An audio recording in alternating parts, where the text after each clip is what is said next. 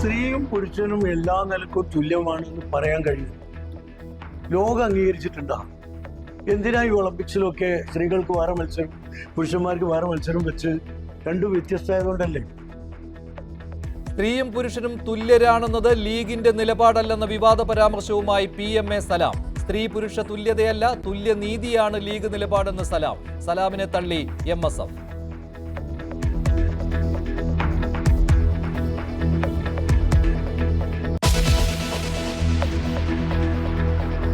ചോറ്റാനിക്കരയിൽ വീട്ടിൽ അവശനിലയിൽ കണ്ടെത്തിയ പോക്സോ അതിജീവിതയുടെ നില ഗുരുതരം. പെൺകുട്ടിയെ മർദ്ദിച്ചെന്ന് സമ്മതിച്ച് കസ്റ്റഡിയിലുള്ള ആൺ സുഹൃത്ത്. ഇയാൾക്കെതിരെ പോലീസിൽ പരാതി നൽകിയിരുന്നുവെന്ന് പെൺകുട്ടിയുടെ അമ്മ.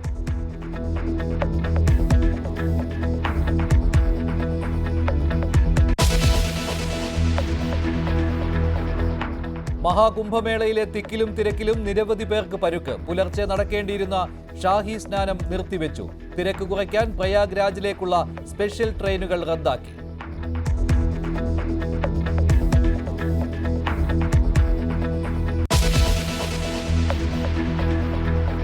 മുനമ്പത്തെ ജുഡീഷ്യൽ കമ്മീഷൻ നടത്തുന്നത് വസ്തുതാ അന്വേഷണം മാത്രമെന്ന് സമ്മതിച്ച് സർക്കാർ. ശുപാർശകൾ നടപ്പാക്കണമെന്ന് നിർദ്ദേശിക്കാൻ ജുഡീഷ്യൽ അധികാരമില്ല. കണ്ണിൽ പൊടിയിടാനെന്ന വിമർശനത്തിന് പിന്നാലെ ഹൈക്കോടതിയിൽ സർക്കാരിന്റെ സത്യവാങ്മൂലം.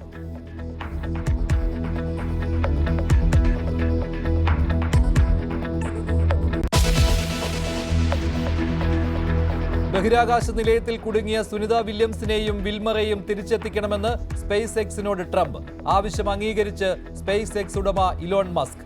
ബൈഡൻ ഭരണകൂടം ഒന്നും ചെയ്യാതിരുന്നത് ഞെട്ടിക്കുന്നതെന്ന് മസ്കിന്റെ ട്വീറ്റ്.